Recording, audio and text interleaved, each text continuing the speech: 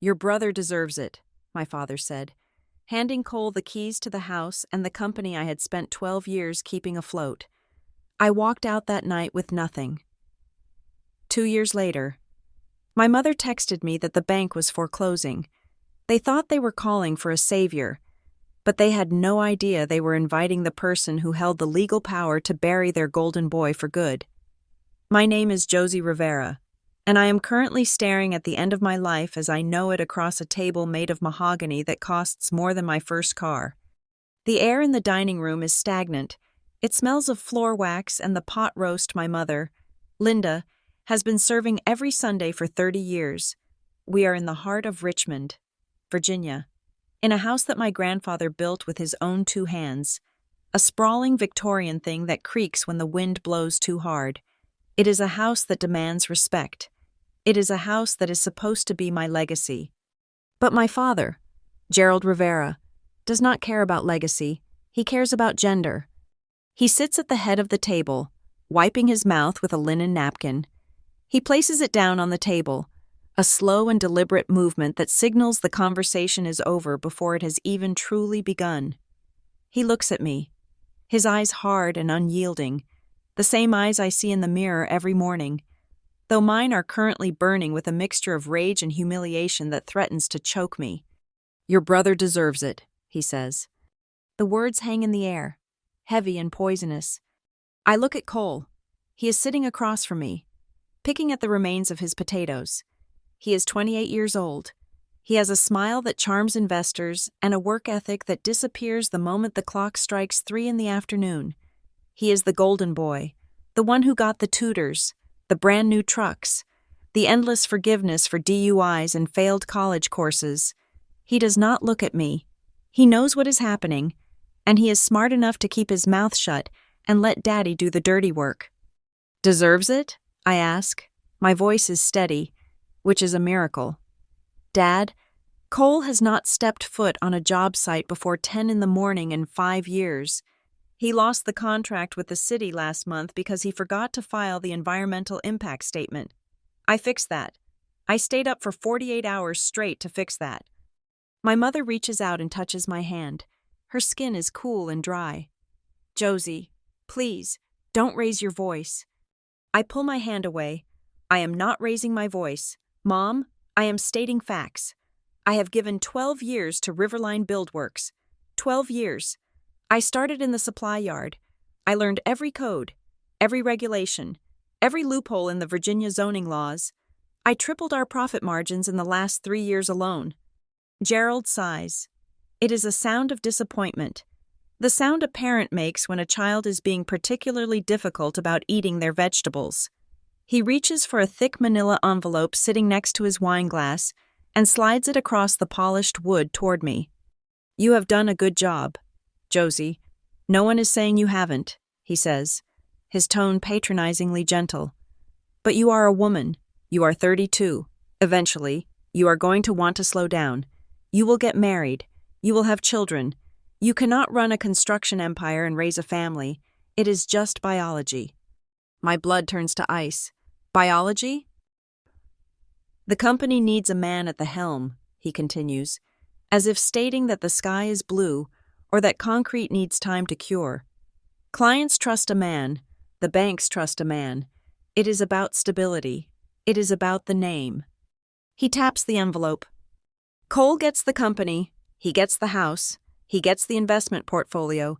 We have signed the transfer this afternoon. I stare at the envelope.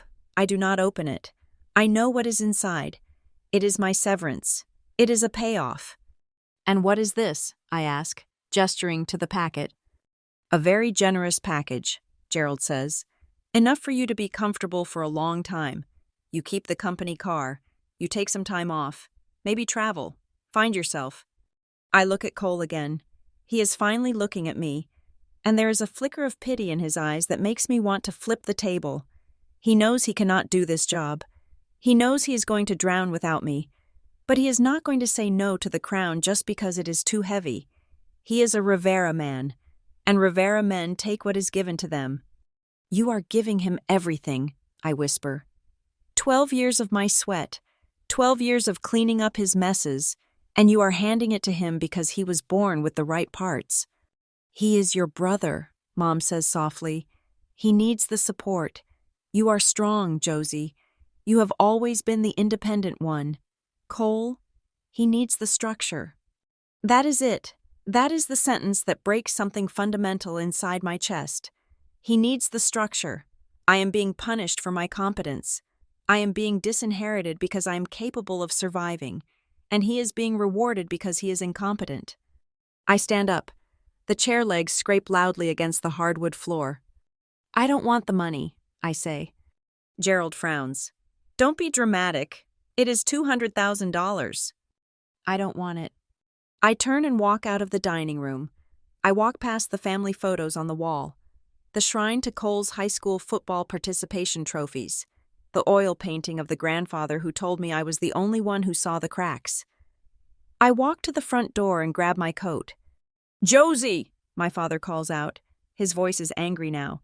If you walk out that door without this check, you get nothing, do you hear me?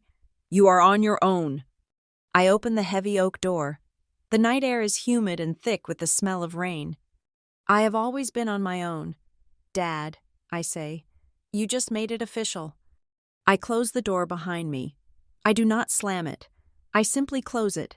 I get into the car, the one thing they let me keep, and I drive. I drive until the Richmond skyline is nothing but a blur in my rearview mirror. I do not cry. I do not scream. I just drive, fueling the engine with a cold, hard hatred that settles deep in my marrow. 2 years later, Denver, Colorado, is nothing like Virginia. The air here is thin and sharp, and it lacks the heavy, suffocating weight of the humidity I grew up with.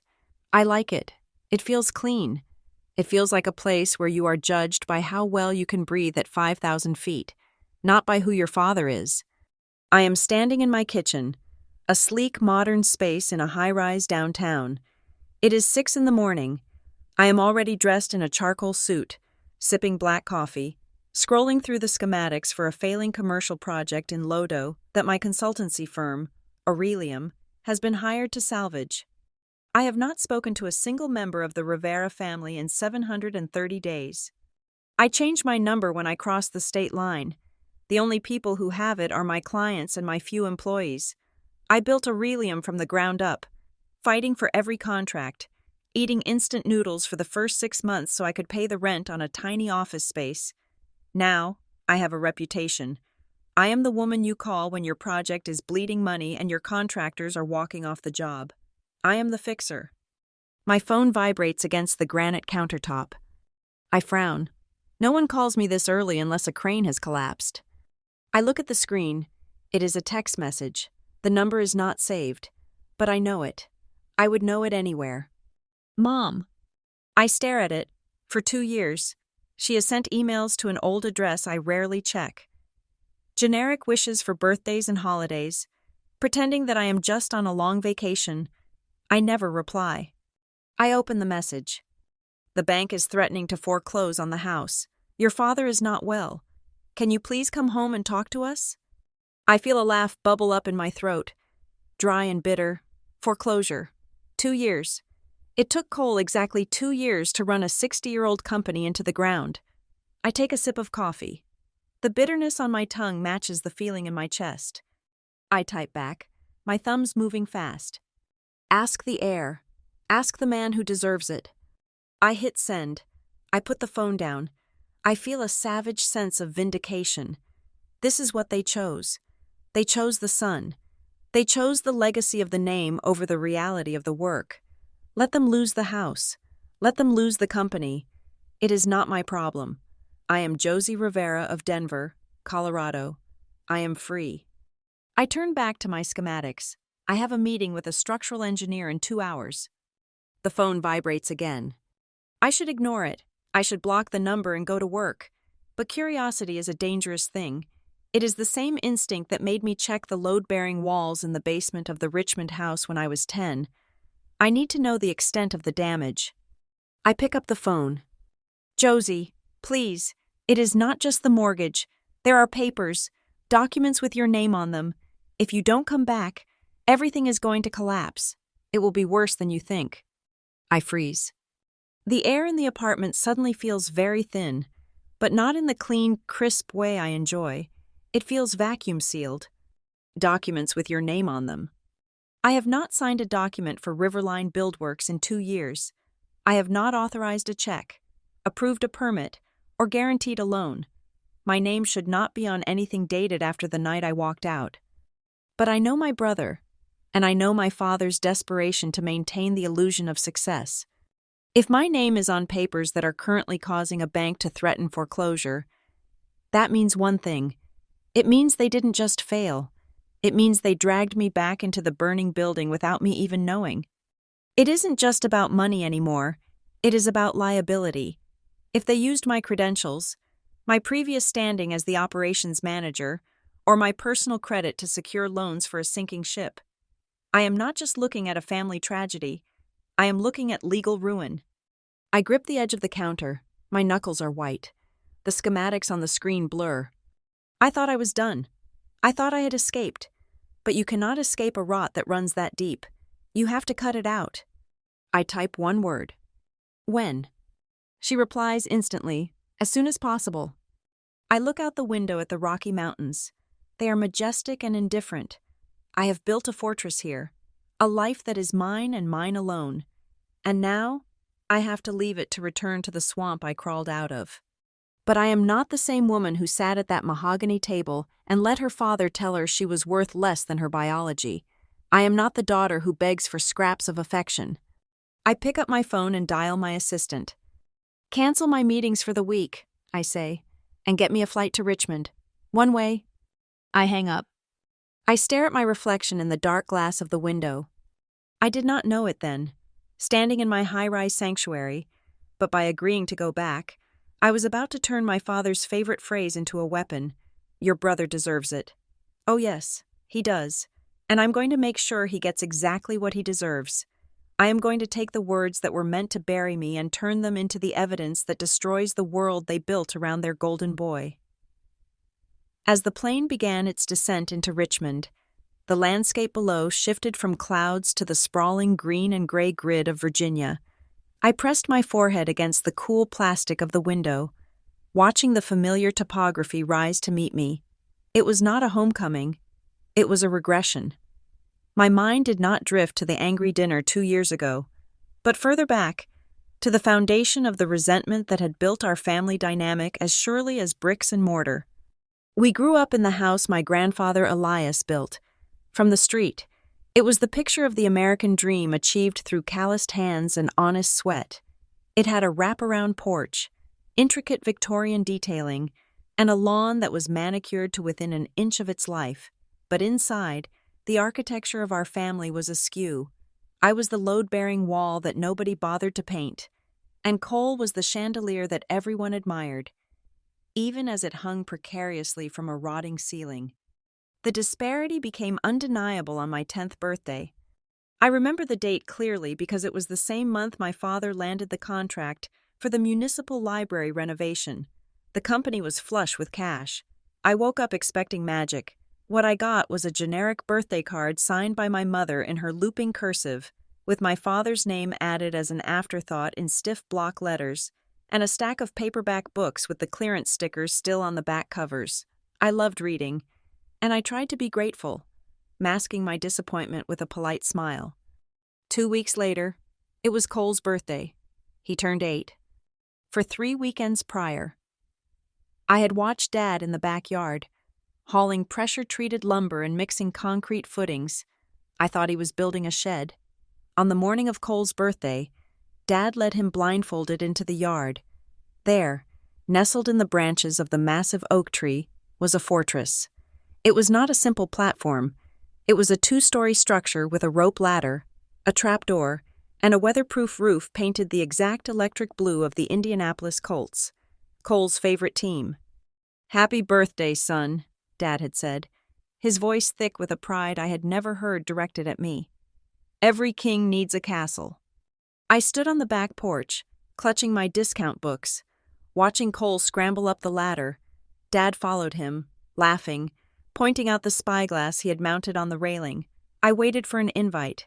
I waited for Dad to wave me over, to say there was room for two. He never looked back.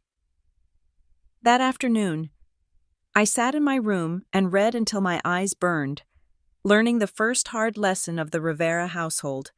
Resources were finite, and they were allocated based on value.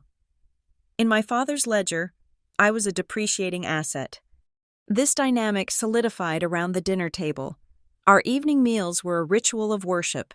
Dad would sit at the head, unfolding his napkin with the gravity of a judge. "How was practice, Cole?" he would ask, before the first bite was taken. It did not matter that Cole spent most of the soccer game picking dandelions, or that he had been benched for refusing to run laps. Dad wanted to hear about the glory. He wanted to hear about the potential. "It was good," Cole would mumble through a mouthful of macaroni. "Coach said I have good instincts." "See?" Dad would beam at Mom. "Instincts. You cannot teach that. That is the Rivera blood." I would wait for a lull, my heart hammering against my ribs, desperate to offer my own offering to the altar. "Dad, I got the results of the state math Olympiad today. I placed in the top 3%. Dad would glance at me, his fork pausing halfway to his mouth. "Math is good, Josie. Keeps the mind sharp." Then, without missing a beat, he would turn back to Cole. "We should look into getting you those new cleats, the ones with the ankle support, professional grade."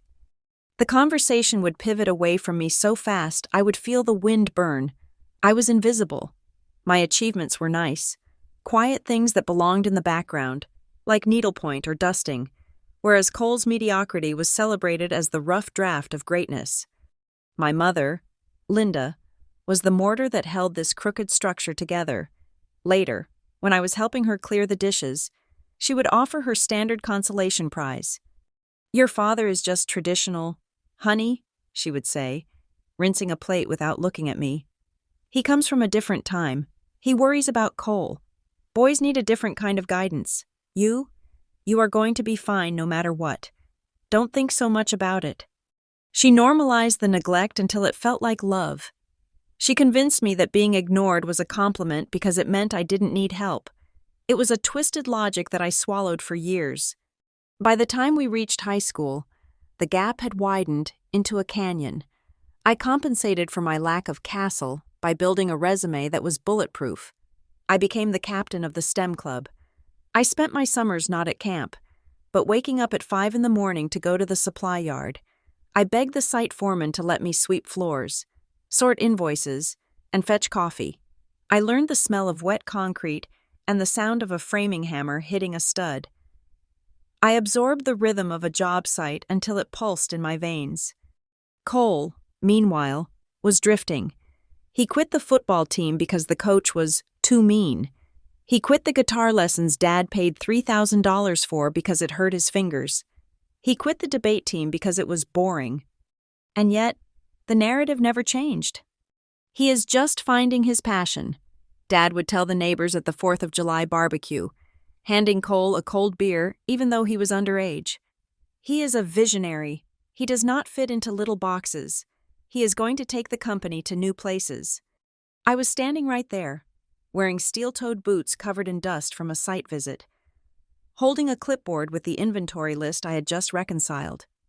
Dad didn't introduce me as his future partner. He introduced me as Josie, who helps out in the office sometimes. When it came time for college, I declared my major in construction management and finance. I wanted to understand the steel and the money. I wanted to be undeniable. Cole chose a liberal arts college known for its party scene and declared a major in general studies, which he later switched to communications because there was no math requirement. But there was one person who saw the reality beneath the veneer. Grandfather Elias was a hard man. He had built the company from a single pickup truck and a set of used tools. By the time I was 20, his health was failing, and he spent most of his days in a wheelchair on the back porch, watching the house he built settle into the earth. One humid afternoon, just a few months before he died, he waved me over. His hands were gnarled like old tree roots. "Josie," he rasped, his voice sounding like gravel crunching under tires. "Look at the eaves. What do you see?" I squinted up at the roofline of the big Victorian house. The gutter on the east side is sagging about 2 inches, I said instantly, and the fascia board is starting to rot near the chimney. Water damage. He nodded slowly. A rare, thin smile touched his lips. He turned his cloudy eyes toward me. Your father looks at this house and sees a monument, he whispered. Cole looks at it and sees a playground. You are the only one who sees the cracks. He gripped my wrist with surprising strength. You fix the cracks. Josephine, that is your burden. You are the only one who knows how to keep the roof from caving in.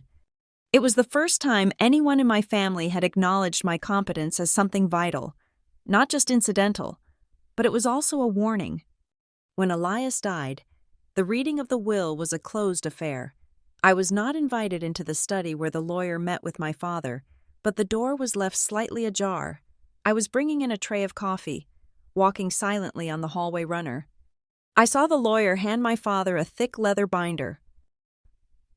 The bylaws are strict, Gerald, the lawyer was saying. Elias updated them 6 months ago. The succession clause for the CEO position.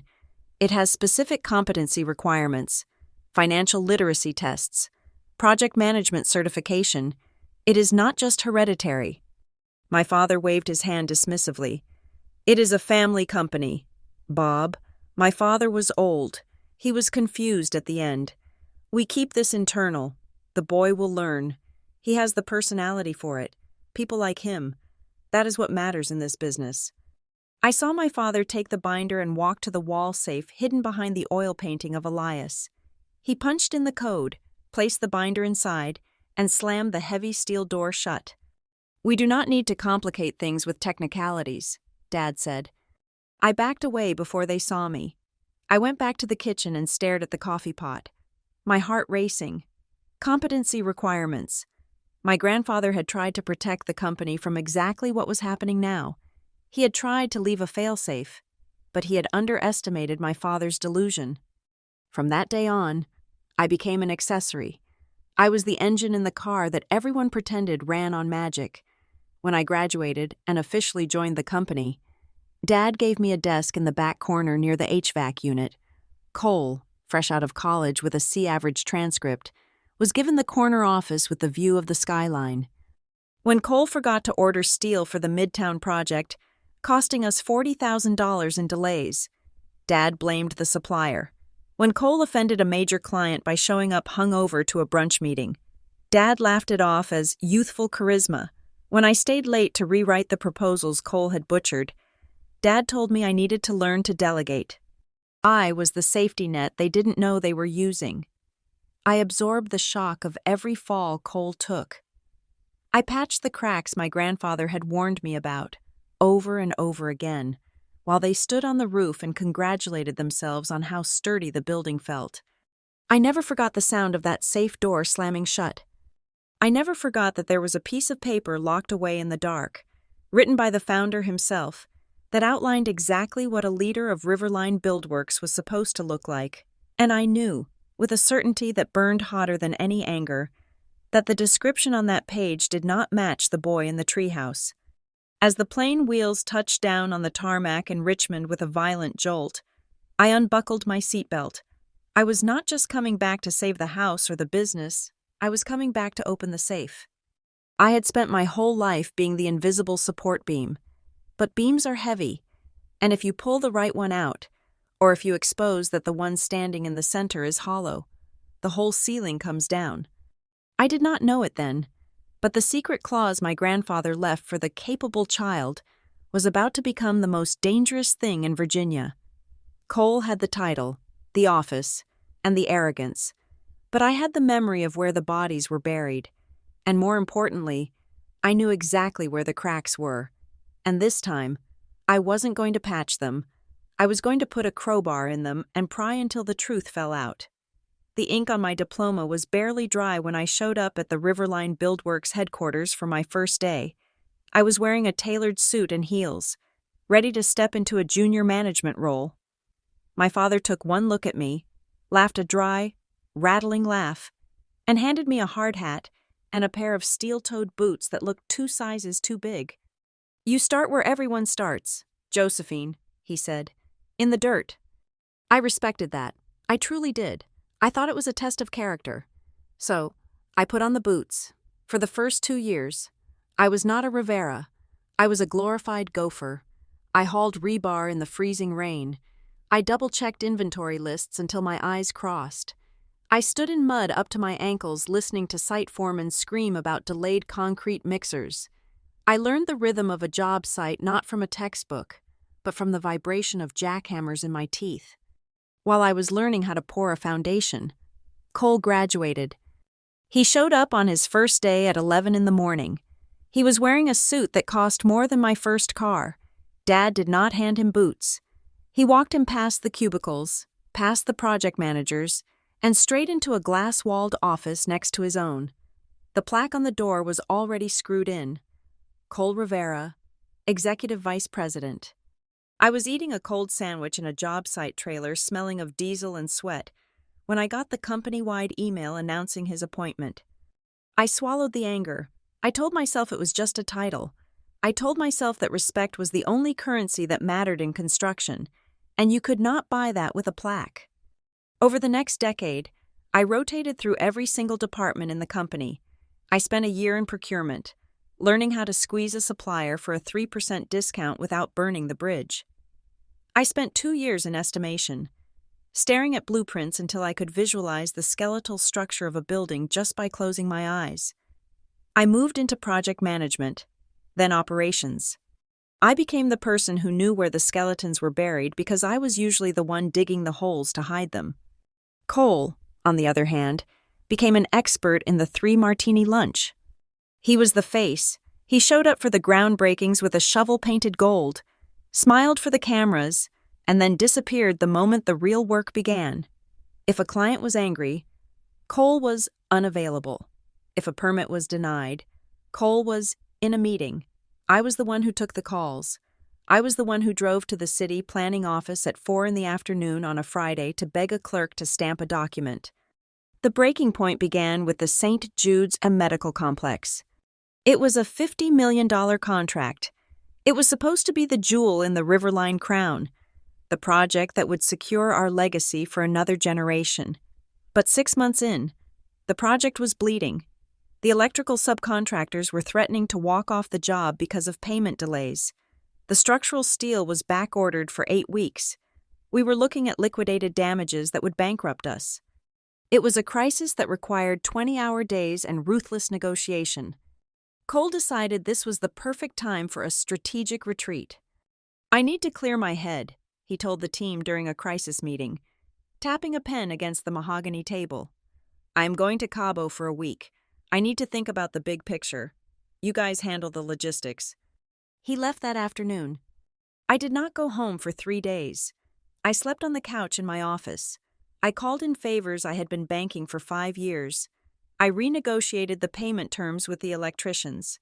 I found a steel supplier in Pennsylvania who could rush the order if we paid a premium, which I covered by cutting the travel budget for the executive team, specifically Cole's travel budget. I reorganized the entire labor schedule, shifting crews to double shifts to make up for lost time. I walked the site every single morning at 5, checking every weld, every poured slab. We brought the project in on time and under budget. The ribbon-cutting ceremony was a black-tie affair held in the new hospital atrium. The governor was there. The press was there. I stood near the back, wearing a dress I had bought on sale, holding a glass of warm champagne. I was exhausted. My bones felt heavy. Dr. Evans, the hospital director, spotted me. He was a stern man who did not hand out compliments lightly. He walked past my father, past the mayor, and came straight to me. He took my hand in both of his. "Josie," he said, his voice cutting through the chatter. "I know who built this. I saw your car here at midnight. I saw you on the roof in the rain. Without you, this building would be a hole in the ground." I felt a lump form in my throat. For the first time in years, I felt seen. "Thank you, Dr. Evans," I said. "It was a team effort." Suddenly, a heavy arm draped over my shoulders. It was my father. He squeezed me, but it wasn't affectionate. It was a warning grip. He beamed at Dr. Evans, flashing his teeth. "That is the Rivera magic, Doctor," Dad boomed. "We pull together. Cole and I were up many nights strategizing the supply chain issues for this one. My boy has a real head for logistics. It is a family talent." Dad turned his head and gestured to Cole, who was charming a group of nurses near the buffet, looking tanned and rested from his week in Cabo. "Doctor," Evans looked at my father, then at me. He saw the grip on my shoulder. He saw the tightness in my jaw. He didn't say anything, but his eyes narrowed. He knew. But knowing didn't change the name on the building. That night, I went back to my office. I didn't cry. Instead, I opened a new folder on my private server. I named it Insurance. I started forwarding emails. Every time Cole missed a deadline, every time he instructed me to cut a corner and I refused, every time he billed a personal vacation to the company expense account as client development, I scanned the logbooks showing my hours versus his. I saved the text messages where he asked me to cover for him because he was too hungover to make a board meeting. I wasn't planning to use them to destroy him. I wasn't that person yet. I just needed to see them. I needed physical proof that I wasn't crazy. I needed to remind myself that my contribution was real, even if my last name seemed to carry less weight than his gender. My mother, of course, sensed the tension. She was the seismograph of the family, detecting tremors before the earthquake. "Don't be difficult with your father, Josie," she told me a week later, while we were folding napkins for Sunday dinner. "He is under a lot of pressure. He relies on you. He relies on me to do the work." "Mom," I said, snapping a linen napkin. "But he gives Cole the credit. Do you know Cole didn't even read the hospital contract? I had to summarize it for him on a sticky note." She sighed, giving me that pitying look that made my stomach turn. "Cole is the face of the company. Honey, that is just how it works. Tradition is important. Men handle the front. Women handle the support. You are so good at the details. Besides, you're a beautiful girl. Eventually, you will meet a nice man, maybe a doctor, and you won't want to be worrying about concrete and unions. You will want to be a mother." I bit my tongue so hard I tasted copper. Then came the night. It was 2 months after the hospital opened. Mom called both of us to the house. She said Dad had an announcement. "Important news about the future," she had said, her voice giddy. I let myself hope. Just a little. I was 30 years old. I was the director of operations in practice, if not in title. I had saved the biggest project in our history. Maybe, just maybe, Dad was going to make me a partner. I stopped at a wine shop and bought a $300 bottle of Cabernet. I wanted to celebrate. The dinner was roast beef. The conversation was strained. Dad kept checking his watch. Finally, after the plates were cleared, he placed a thick leather folder on the table. "I have been doing a lot of thinking," Dad said, looking at Cole. "I am not getting any younger, and the company needs clear leadership for the next phase." My heart hammered against my ribs. I sat up straighter. "I have decided to step back as CEO," Dad announced. He paused for dramatic effect. "And I am handing the reins to the next generation." He opened the folder. "Cole, effective immediately. You are the president and CEO of Riverline Buildworks. I am transferring the majority voting shares to you. The house here, it will be yours one day. But for now, we are putting the deed in a trust under your control." The room went silent. The air left my lungs in a rush. "And Josie?" I asked. My voice sounded very small, very far away. Dad turned to me. He smiled. A benevolent, condescending smile. "You are going to be his right hand. Josie, we are creating a new title for you. Senior Support Officer. We are bumping your salary by 5%. Cole is going to need a strong assistant to help him navigate the transition." Assistant. 12 years. The mud. The freezing rain. The sleepless nights. The hospital. Assistant. I looked at Cole. He was grinning, feigning surprise, but he didn't look shocked. He looked like he had known for weeks. "Thanks, Dad," Cole said, reaching for the folder. "I won't let you down. And Josie, hey, I'm going to need you to run the numbers on that downtown bid tomorrow. I want to hit the ground running. I looked at the bottle of wine I had brought. It sat in the center of the table, unopened. It looked ridiculous. I stood up. "Sit down, Josie," Dad said, his voice sharpening. "We are toasting." "No," I said. "Excuse me?" Dad's face reddened. I said no. I didn't yell. I didn't throw the wine. A strange, cold clarity washed over me. It was the same feeling I had when I looked at a blueprint and saw a structural flaw that would eventually bring the whole building down. I saw the flaw in this room. I saw the rot. "I am not an assistant," I said, "and I am not a support beam you can hide behind the drywall anymore." "You are being ungrateful," Mom whispered, clutching her pearls. "After everything we have done for you." "You have done nothing for me but teach me that my hard work is simply fuel for Cole's ego," I said. I looked at my father. "You think you are securing the legacy. You aren't. You are handing a loaded gun to a child who doesn't know how the safety works." "If you walk out that door," Dad said, pointing a finger at me, "you are done. No job, no reference. You are nothing without the name Rivera." I picked up my purse. I looked at Cole, who was clutching the folder like a shield. "Enjoy the view from the top, Cole," I said softly. "But remember, you have never poured a foundation in your life. When the ground shifts, and it always shifts, you won't know how to stand." I turned to my father. "There will come a day," I said, my voice steady and cold, "when you will need me. You will need me in a way you have never needed anyone. You will need me to save you from exactly what you just did." "Get out!" Dad roared. I walked out. I didn't slam the door. I walked into the cool night air. I got into my car. I didn't have a plan. I didn't have a job. I didn't have a family anymore. But as I turned the key in the ignition, I realized I had something else.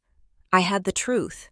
And I had a server full of emails that proved exactly who was the architect of Riverline's success and who was just the tenant. I drove away, leaving the $300 wine on the table. They could drink it to celebrate their new era. I hoped it tasted like vinegar. I arrived in Denver with 2 suitcases, a checking account that was bleeding cash, and a bruised ego that took up most of the overhead space in my car. I rented a studio apartment in a neighborhood that real estate agents generously described as up and coming, which essentially meant it had a great view of a dumpster and a 24-hour pawn shop. The first thing I unpacked was a framed black and white photograph of my grandfather, Elias, in the picture. He is standing next to a beat-up Ford truck, covered in drywall dust, looking exhausted but like he owned the world. I hung it on the wall above the milk crate I was using as a nightstand. "Well, Elias," I told the photo, "it is just you and me now, and I do not even have a truck." I spent the first week staring at the ceiling, wondering if I had made a catastrophic mistake. I was 30 years old. I had 12 years of high-level experience, but in an industry that runs on handshakes and last names, I was a ghost. Rivera meant something in Richmond, in Colorado. It sounded like a brand of salsa. I registered my new company on a Tuesday morning, Aurelium Structura Consulting. It sounded dignified. It sounded like a firm with mahogany desks and a receptionist named Deborah. In reality, it was just me sitting on a yoga ball in my living room, stealing Wi-Fi from the coffee shop downstairs. The business model was simple. I was the cleaner. Construction projects are like living organisms. They get sick. They get infected with bad contracts, lazy subcontractors, and delusional timelines. My pitch was that I was the doctor you called when the patient was coding on the table. The first 3 months were brutal. I made cold calls until my voice was raspy. I walked onto job sites wearing a hard hat I had bought at a hardware store, trying to find developers who looked stressed. "Who are you?" a site manager asked me one afternoon, squinting at me over a roll of blueprints. "I am the person who can tell you why your electrical rough-in is 4 weeks behind schedule just by looking at your dumpster," I said. He laughed and kicked me off the site. I ate a lot of instant oatmeal. I watched my savings account dwindle down to 3 figures. There were nights when I sat on my floor, shivering because I didn't want to turn up the heat, thinking about the radiant floor heating in the Richmond house, I thought about calling my mother. I thought about apologizing. Then I would look at Elias on the wall. He looked back at me, unblinking. You fixed the cracks. Josephine. So I put on another sweater and made another 100 calls. The breakthrough happened with a disaster of a project called the Lodo Loft Conversion. It was a historic renovation that was 6 months behind schedule and $500,000 over budget. The developer, a frantic man named Mr. Henderson, was on the verge of a nervous breakdown. I met him at a coffee shop. He looked like he hadn't slept in a week. I can fix it, I said. You don't even know the scope, he snapped. I know you are using a general contractor who specializes in new builds, not historic retrofits, I said, taking a wild guess based on the permits I had pulled online. I know your plumbing inspection failed 3 times because you are trying to route PVC through 100-year-old brick without the right variants, and I know you are burning $10,000 a week in interest payments alone. He stopped stirring his coffee. He looked at me with wide, desperate eyes. Give me 2 weeks, I said. If I don't shave 20% off your remaining timeline, you don't pay me a dime. He hired me out of sheer exhaustion. I went to that site like a tornado. I fired the plumbing sub on the first day. I sat down with the electricians and renegotiated their hours, trading overtime pay for a guaranteed completion date that I locked in with a penalty clause. I resequenced the entire drywall schedule so the painters could get in 2 weeks early. I lived on that site.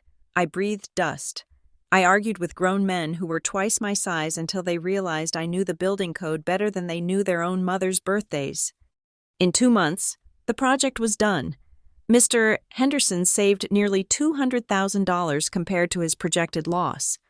When I handed him the keys, he looked at me like I was a sorceress. You are terrifying, he said, handing me a check. I am efficient, I corrected him. That check paid my rent for 6 months. But more importantly, Mr. Henderson had friends, rich, stressed-out developer friends. The phone started ringing. Suddenly, I wasn't just some woman, I was the fixer. I was the person you called when your contractor walked off the job or when the city inspector was threatening to shut you down. I moved out of the apartment with the dumpster view and into a small office space downtown. It wasn't much, but it had a door with my name on it. Josie Rivera, principal, no assistant, no support officer. I needed help, but I wasn't going to hire the kind of people my father hired. I didn't want smooth talkers or guys who looked good in a golf shirt. I hired Sarah first. She was 45, a former project coordinator who had been laid off from a big firm because they said she lacked executive presence. What she actually lacked was the patience to tolerate incompetence. She could spot a billing error in a 1,000-page spreadsheet from across the room. Then I hired Maria. She was a structural engineer from Venezuela, whose degree wasn't fully recognized in the States. So she had been working as a secretary. She was brilliant. She could calculate load-bearing capacities in her head while ordering lunch. We were a team of misfits. We were the women who had been interrupted in meetings our entire lives, and we were absolutely lethal. We became Aurelium's special ops team. We would parachute into a failing project, seize command, reorganize the chaos, and leave before anyone realized what had hit them. We were efficient. We were ruthless with budgets, and for the first time in my life, I was being paid for my brain, not my obedience. It was during a particularly nasty dispute over a foundation pour that I met Elliot Marsden. Elliot was a commercial litigation lawyer who looked like a shark that had learned to wear bespoke Italian suits. He was representing a concrete supplier I was trying to negotiate with. We met in a glass-walled conference room that smelled of intimidation tactics. Ms. Rivera, Elliot said, sliding a cease-and-desist letter across the table. My client feels that your demands for a refund are aggressive. Your client poured concrete that was 3,000 psi when the spec called for 4,000, I said, not touching the paper. The core samples came back this morning. I can either accept a refund, or I can have the city inspector condemn the foundation, and then your client can pay for the demolition and the repour, which will cost about 4 times as much. Elliot paused. He looked at the core sample report I had placed on the table. He picked it up, read it, and then a slow, sharp smile spread across his face. "You tested the cores before the meeting," he said. "I tested them before I even called you," I replied. He closed his folder. "I like your style. I will tell my client to cut the check." From that day on, Elliot became my go-to legal counsel. He was cynical, expensive, and brilliant. We would meet for drinks after closing a deal, trading war stories. He never asked about my family, and I never offered. He treated me as an equal, a fellow predator in the concrete jungle. One snowy Tuesday night, I was alone in the office.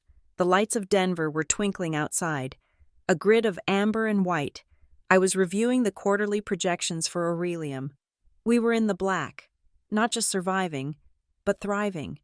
I had bought a new car, a sensible SUV, not a showy truck, with my own money. I felt a strange sensation in my chest. It was pride, but underneath it, there was a quiet, nagging melancholy. I looked at the spreadsheet. The numbers were clean. The logic was sound, and unbidden. A thought crossed my mind. If Riverline is in trouble, I could fix it. I had the capital now. I had the team. I had the legal firepower with Elliot.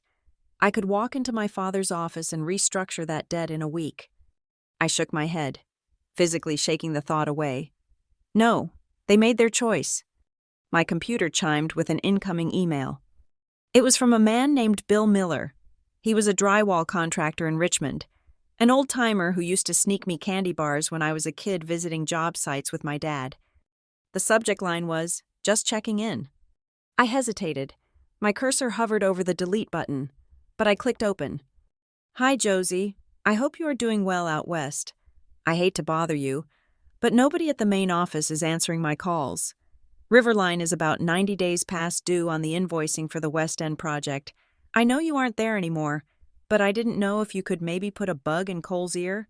I have guys to pay." 90 days. In construction, 30 days is standard, 60 days is rude, 90 days is a death rattle. If they were stiffing Bill Miller, a man my father had worked with for 20 years, they were stiffing everyone. The cash flow was gone. They were robbing Peter to pay Paul, and Peter was coming for his money. I felt a phantom pain like a severed limb. That company was my childhood. It was my blood. But then I remembered the dining room table. I remembered senior support officer. I remembered the look on Cole's face as he clutched the folder I had earned. I hit reply. "Hi, Bill. I'm sorry to hear that. I have no contact with the current management of Riverline. You will need to pursue legal avenues. Best of luck." I hit send. Then I deleted the email from my inbox. Then I went into my trash folder and deleted it permanently. "Not my problem," I said aloud to the empty office. But as I packed up my bag to go home to my quiet, peaceful apartment, I knew I was lying. It wasn't my problem yet, but gravity is a law you cannot break. When a building starts to crumble, it doesn't just fall straight down. It expands. It takes out everything in the blast zone. I looked at the Aurelium logo on the glass door as I locked up. Gold and steel. I didn't know it then, standing there in the cold Denver air. But I had spent the last 2 years forging a weapon. I thought I was building a life raft. But I was actually building a battleship. And back east, the SAS, Rivera was taking on water fast. Aurelium, the company born from my exile, the child I raised on instant oatmeal and sheer spite, was about to become the most powerful card in the deck, and I was the only one who knew how to play it. The silence from my family was absolute, but the noise from the ghost of my former life was becoming deafening. After I deleted Bill Miller's email, I thought that was the end of it. I was wrong.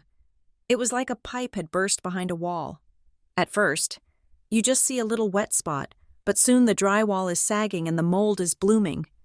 My personal inbox, the one I hadn't updated on LinkedIn but was still known to the industry veterans in Richmond, began to fill up. It wasn't a flood, just a steady, dripping torture. A project manager who had been with Riverline for 15 years sent a polite message asking if I knew of any openings in Colorado, casually mentioning that payroll had been inconsistent for 2 months. A concrete supplier forwarded me an invoice for $40,000 that was 60 days overdue, with a subject line that simply read, I ignored them. I filed them away in a folder labeled The Past, and tried to focus on the luxury condo complex Aurelium was auditing in Boulder. But then came the email from Marcy. Marcy had been the head bookkeeper at Riverline since before I could walk. She was a woman who treated the general ledger like holy scripture. She had never sent me a personal email in her life. The subject line was, Confidential, Bridge Loan Guarantee. I opened it, expecting a mistake. Dear Josie, I hope you are well. I am just writing to confirm that we received the countersigned documents for the emergency bridge loan with Dominion Regional Bank. I know Cole said you handled this directly with the loan officer to expedite the process, but I need to know if you want the copy of the guarantee sent to your Denver address or if it should stay in the safe here. Also, welcome back. We have missed your steady hand. I read the email 3 times. My coffee cup hovered halfway to my mouth. Welcome back? I set the mug down. My hand was trembling slightly. I typed a reply, my fingers hitting the keys hard. Marcy, I have not signed any documents. I am not back. What are you talking about? 3 minutes later, my phone rang. It was Marcy. She didn't say hello. She just sounded breathless, like she had run up a flight of stairs. You didn't sign the guarantor agreement? She asked. Marcy, I said, my voice low and dangerous. I have not spoken to Cole or my father in 2 years. Send me the document, now. Oh, God, she whispered. Oh, sweet Jesus. Cole told me you two had worked it out. He said you agreed to leverage your equity standing to help with the cash flow crunch. Send it, I commanded. A moment later, a PDF landed in my inbox. I opened it. It was a standard commercial loan agreement for $500,000, a high-interest bridge loan designed for companies in distress. I scrolled to the bottom of page 14. There, in black ink, was the signature, Josephine A. Rivera. I stared at it. The room seemed to tilt. It was my name. It was my handwriting, or at least, it was a very good performance of my handwriting, but it was wrong. The tail of the Y looped up too high. It was the way I used to sign my name when I was 22, before I streamlined it for hundreds of change orders and permit applications. Someone had traced an old signature. I zoomed in until the pixels blurred. I could see the hesitation marks where the pen had paused, the slight tremor in the R that wasn't mine. It was Cole's tremor. I knew his hand. I had watched him fake sick notes for school when we were teenagers. It is a forgery, I said to the empty room. I didn't call Marcy back immediately. I printed the document and grabbed my coat. I drove straight to Elliot Marsden's office. Elliot was in the middle of a conference call, but when he saw my face, pale and tight, he hung up on his client without a word. He waved me into a chair and took the paper I thrust at him. He read it in silence. He took off his glasses and rubbed the bridge of his nose. Is this your signature? He asked. No. Is it close enough to pass a bank's verification software if they aren't looking too closely? Yes. Elliot leaned back, tenting his fingers. The cynical shark look was gone, replaced by the cold calculation of a prosecutor. This isn't just a bad business move. Josie, this is bank fraud, wire fraud, identity theft. If this loan defaults, and bridge loans always default when the company is managed by idiots, the bank is going to come for you. They will freeze your accounts. They will come for Aurelium. They will say you were a silent partner aiding and abetting. I need to call the police, I said, reaching for my phone. No, Elliot said sharply. I looked at him, stunned. They stole my identity. Elliot, they are borrowing $500,000 in my name. If you call the police now, Elliot said, his voice calm and level, the investigation takes months. The bank freezes Riverline's accounts immediately. The company collapses overnight. Your parents lose the house, the assets, everything, before you can prove you weren't involved. And in the meantime, your name is dragged through the mud as a suspect in a federal fraud case. So what do I do? Let them get away with it?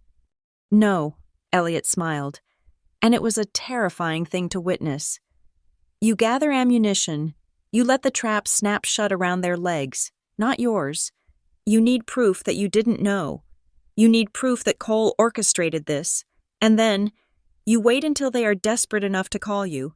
Because when they do, you won't be walking in as a daughter. You will be walking in as the person holding the detonator. I went back to my office. I felt sick, physically nauseous, but the adrenaline had sharpened my mind to a razor's edge. I called Marcy back. "Marcy," I said, recording the call, "I need you to listen to me very carefully. I did not sign that paper, but if you want to keep your job, and if you want to stay out of prison, you are going to send me everything. Every email Cole sent you about this loan, every text, every voice memo." He will fire me," Marcy sobbed. "If you don't help me," I said. "The FBI will be the one interviewing you, not me.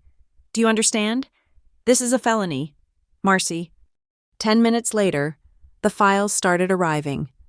There was an email chain between Cole and the bank officer, where Cole claimed I was traveling in Europe and would sign remotely. Then, the smoking gun, a voice memo sent from Cole to Marcy via text message, dated 3 weeks ago. I clicked play. Cole's voice filled my office, sounding arrogant and dismissive, the voice of a man who had never been told no. "Marcy, stop nagging me about the signature card. Just use the scan from the 2018 operational agreement. Josie is on board. She just doesn't want to be bothered with the paperwork. She trusts me. Just Photoshop it onto the PDF and send it. It is just a formality." She trusts me. The rage that hit me was white hot. It wasn't the money.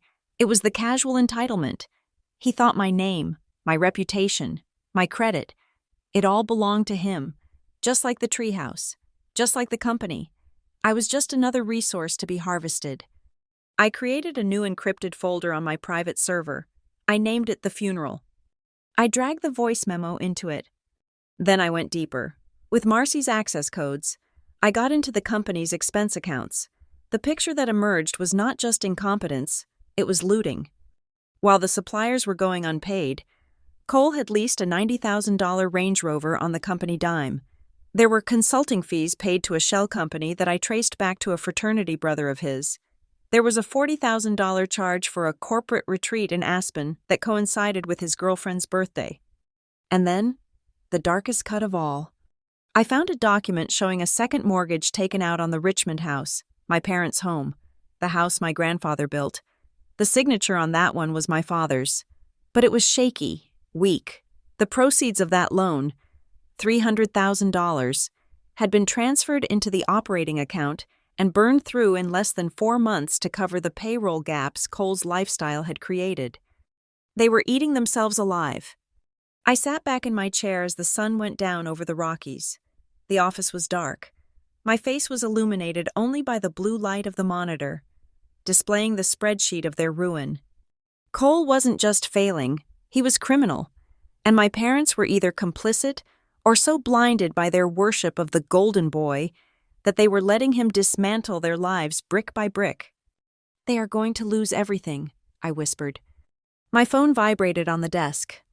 It was the text message from my mother, the one asking me to come home, the one that said the bank was threatening foreclosure. "The bank is threatening to foreclose on the house. Your father is not well. Can you please come home and talk to us?" I read it, and then I looked back at the screen. I had just opened a new file Marcy had sent over. It was another loan application, this one pending approval. It listed me not just as a guarantor, but as a co-borrower. This one had a clause that I recognized immediately, a joint and several liability clause.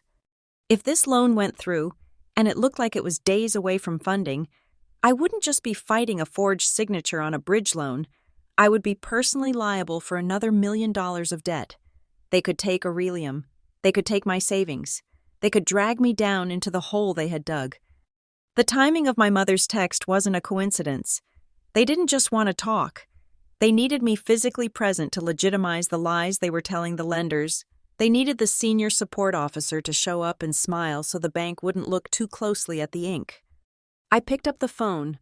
I looked at the yes or no crossroads of my life. If I stayed in Denver, I was safe. but I would spend years in court fighting the fraud they had already committed. If I went back, I would be walking into a trap, but I would be bringing the evidence that could snap the steel jaws shut on their necks instead of mine. I replied to my mother, "Ask the heir." Then she sent the follow-up, "Documents with your name on them." She knew. She knew about the forgeries, or at least she suspected, and she was using it to guilt me into coming back to save them from the consequences. I closed the laptop. The darkness of the room felt heavy, suffocating. I wasn't going back to save the company. I wasn't going back to save the house. I was going back because if I didn't stop Cole now, he wasn't just going to bankrupt the family. He was going to make me his cellmate. "Okay. Mom," I whispered to the silent phone. "I'll come home, but I'm bringing my own receipts." I picked up the phone and dialed Elliot. "Book the ticket," I said, "and prepare the affidavit. We are going to war." The phone on my desk vibrated, dancing across the polished wood surface like a nervous insect. The screen lit up. The name displayed was Gerald Rivera. For a second, I just stared at it. It was a name that used to command my immediate attention. When I was 10, that name meant authority. When I was 20, it meant approval. When I was 30, it meant rejection. Now, seeing it flash against the background of my Denver office, it just looked like a summons from a past life I had already outgrown. I did not pick up. I let it ring. 1, 2, 3, 4. I watched the call go to voicemail with a detached sort of fascination. It was the first time in my life I had ever sent my father to voicemail. A moment later, the notification popped up. New voicemail. I picked up the phone, pressed the speaker button, and set it down. My father's voice filled the room. It sounded older. There was a rasp in it that hadn't been there 2 years ago, a tremor that spoke of sleepless nights and too much scotch. "Josie," he said. There was a pause. "Josie, pick up if you are there. Look, your mother said she texted you. We are having some temporary difficulties. The market has been soft. The bank is being unreasonable about the covenants on the credit line. They are talking about calling the note on the house." He cleared his throat. It was a wet, heavy sound. "We need you. Josie, I know we left things complicated, but you are a Rivera. You understand this business.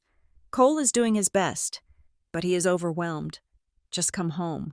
We can talk. We can fix this. We need you." The message ended. I sat in silence. "We need you." 3 words. 2 years ago. I would have killed to hear them. I would have traded my car, my apartment, and my pride just to hear Gerald Rivera admit that I was necessary. But now I felt nothing but a cold, surgical precision. He didn't miss me. He didn't love me. He needed me. There is a massive difference. He needed me the way a drowning man needs a life preserver. He didn't care about the preserver. He just cared about not dying. He called it temporary difficulties. He called the bank unreasonable. He was still lying to himself. He was still trying to frame this as a negotiation rather than a capitulation. I dialed Elliot immediately. "He called," I said when he answered. "Did you answer?" Elliot asked. "No, voicemail."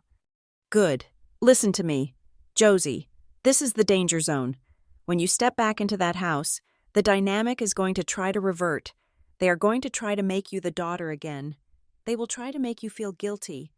They will try to make you feel small." "I am not small anymore, Elliot," I said.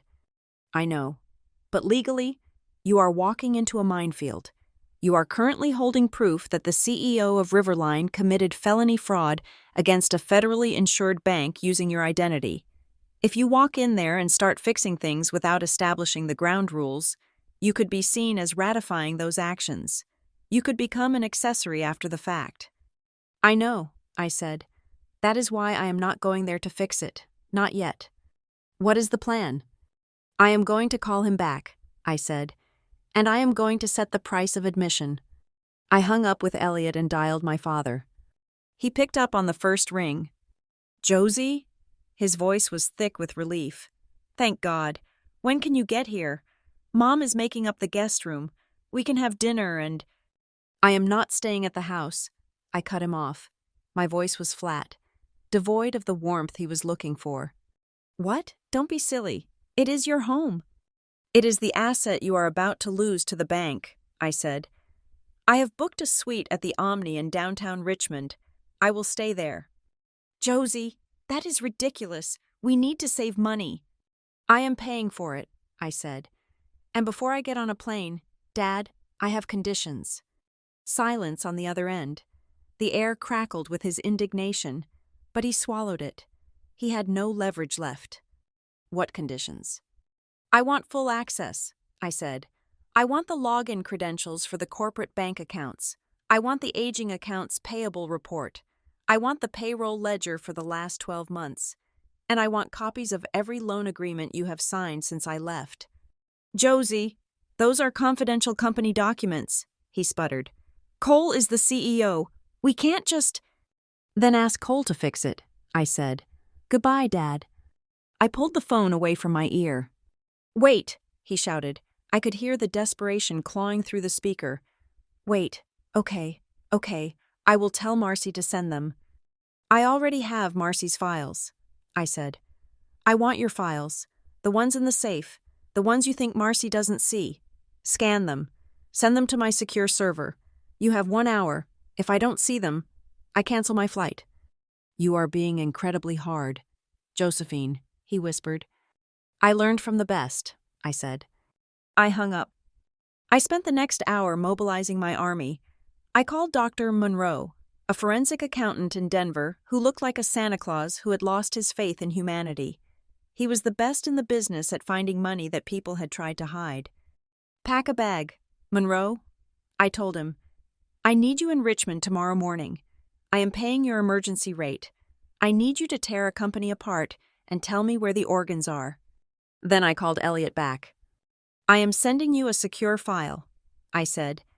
It contains the forged signature on the bridge loan, the voice memo from Cole admitting to it, and the email chain.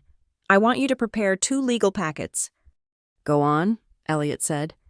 Packet A is a cooperation agreement. It shields me from liability, grants me power of attorney, and initiates a restructuring plan. Packet B is the nuclear option. It is a formal fraud report to the FBI and the Banking Commission, ready to be filed at a moment's notice. You would turn your brother in? Elliot asked. If he tries to pin this debt on me, in a heartbeat? Understood, Elliot said. I will have them ready. By the time I boarded the plane, my phone was pinging with notifications. The files were coming in. My father had capitulated. I sat in seat 2A. I ordered a sparkling water. I opened my laptop, but I didn't look at the spreadsheets yet. Instead, I opened a folder labeled Personal. Inside was a single audio file. It was from 2 years ago. I had accidentally recorded it. My phone had been in my pocket, recording a voice memo for a site inspection, when I walked into the dining room that night. I put my noise-canceling headphones on and pressed play. The ambient noise of silverware on china, the sound of my mother pouring water, and then my father's voice, clear as a bell. Your brother deserves it. The house, the money, the company family. I listened to it. 2 years ago. Hearing that would make me cry. It would make me feel like a small, worthless thing. Now? I listened to the tone. I heard the arrogance. I heard the blindness. It didn't hurt me anymore. It informed me. It was data.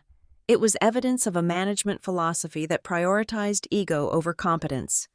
He deserved it, I whispered to myself, looking out the window at the clouds.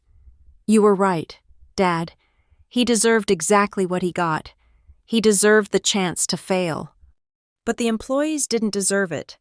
The 47 families who relied on Riverline for their paychecks didn't deserve it. My mother, for all her weakness, didn't deserve to be homeless at 60 years old. I closed the laptop. I wasn't going back to Richmond to ask for a seat at the table. I wasn't going back to beg for scraps of affection or to prove that I was good enough, that Josie was dead. She died in a studio apartment in Denver. I was going back to inspect the furniture. I was going back to kick the legs of the table and see if it could even hold weight anymore. And if it was rotten, If the termites of Cole's negligence had eaten it through, then I would smash it into firewood and build something else. The pilot announced our descent. "Ladies and gentlemen, welcome to Richmond." I adjusted my blazer. I checked my reflection in the darkened window. My eyes were clear. My hands were steady. I had 2 scripts in my head. Script 1. They surrender. They hand me the keys. I save the ship. Script 2. They fight. They lie. They try to manipulate me. If they chose script 2, I would burn Riverline Buildworks to the ground and salt the earth so nothing could ever grow there again. I grabbed my carry-on bag and walked off the plane. The humidity hit me instantly, heavy and familiar, but it didn't suffocate me this time. I walked through the terminal, my heels clicking a sharp, rhythmic cadence on the tile. I was not the prodigal daughter returning. I was the auditor. And the audit was about to begin. The living room of the Rivera estate, a place where I had once opened Christmas presents and posed for prom photos, looked less like a home and more like the aftermath of a paper hurricane. The heavy oak coffee table was buried under a white avalanche of envelopes. Some were opened, their contents spilling out like guts. Others were still sealed, bearing the ominous red stamps of final notices. My mother, Linda, was sitting on the edge of the sofa, clutching a throw pillow to her chest as if it could protect her from the math. My father, Gerald, stood by the fireplace. He looked shrunken inside his cardigan. His posture collapsed. The confident patriarch I remembered replaced by a man who looked like he was waiting for an executioner. And then there was Cole. He was sitting in the wingback chair, one leg draped over the armrest, scrolling through his phone. He looked annoyed, like a teenager being forced to sit through a sermon, rather than the CEO of a company that was currently flatlining. I walked into the room. I did not smile. I did not rush to hug my mother. I did not acknowledge the tentative step my father took toward me. I dropped my leather briefcase onto the floor with a heavy thud. The sound made my mother flinch. "Josie," Dad started, his voice cracking. "We are so glad you—" "Stop," I said. I didn't raise my voice. I didn't have to. Before we talk about feelings, and before we talk about family, we are going to talk about arithmetic. I walked to the coffee table. I swept a half-eaten sandwich and a stack of sports magazines off the edge and onto the floor. Cole looked up, glaring. "Hey," he snapped. "I was reading that." "You are done reading," I said. "You are done pretending." I began to sort the papers. My hands moved with the mechanical efficiency I had honed at Aurelium. I created 3 piles. "Pile 1, I said, slapping a stack of documents down. "Vendor debt. You owe the concrete supplier $80,000. You owe the lumber yard $60,000. You haven't paid the cleaning crew in 4 months. "Pile 2, I continued, creating a second stack. "Internal bleeding, unpaid payroll taxes. That is a federal crime. By the way, canceled insurance policies. You are operating job sites without liability coverage. If a worker trips and falls today, we lose the house tomorrow." "And pile 3, I said, holding up a thick sheaf of papers I had pulled from my own briefcase. "The lies." I laid out the documents I had brought with me.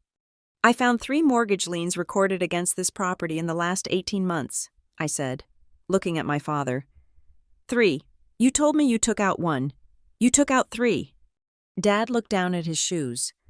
"We needed liquidity. The market turned." "The market didn't turn," I cut him off. "You drained the equity." I picked up the document on top of pile 3. "But this," I said, pointing to a signature line on a loan agreement from Dominion Regional Bank for $450,000. "This is the one that interests me the most." I looked at Cole. He shifted in his chair, finally putting his phone down. "It lists me as a guarantor," I said. "And look at that signature, Josephine A. Rivera, dated October 12th of last year." I reached into my bag and pulled out a flight manifest and a hotel receipt. I slammed them down next to the loan agreement. On October 12th, I was in Seattle, auditing a high-rise. I was 3,000 miles away. I did not sign this. I pulled out a second document. An old birthday card I had written to Cole 5 years ago. I placed it next to the loan. "Look at the R in Rivera," I said, tracing the line with my finger. "See that loop? That is how I signed my name when I was 25. I haven't signed like that in years. But you know who has a copy of my old signature? You do." I looked straight at Cole. "You traced it," I said. "You or one of your frat brothers. You forged my signature to secure $500,000 because your credit score is in the garbage." Cole rolled his eyes. He actually rolled his eyes. "You are being dramatic, Josie," he scoffed. "It was just some creative paperwork to bridge a gap. I knew you would say yes. We are family. I was going to pay it back before anyone noticed. It is standard practice." "Standard practice?" I repeated. "It is called agility," Cole said, using a buzzword he probably picked up from a podcast. "We needed the cash to clear the payroll for the Aspen retreat. I made an executive decision." "It is called bank fraud," I said. "It is called identity theft, and it is a felony carrying a prison sentence of up to 30 years. "Oh, come on," Dad interjected, stepping forward. He looked tired, desperate to smooth things over. "Josie, nobody is going to prison. Cole made a mistake. He was under pressure. We can fix this. We just need to restructure the debt. You don't need to use words like fraud." "I am not the one using those words. Dad," I said. "The federal government uses those words." I pulled out my phone. I dialed a number and put it on speakerphone, setting it in the center of the table.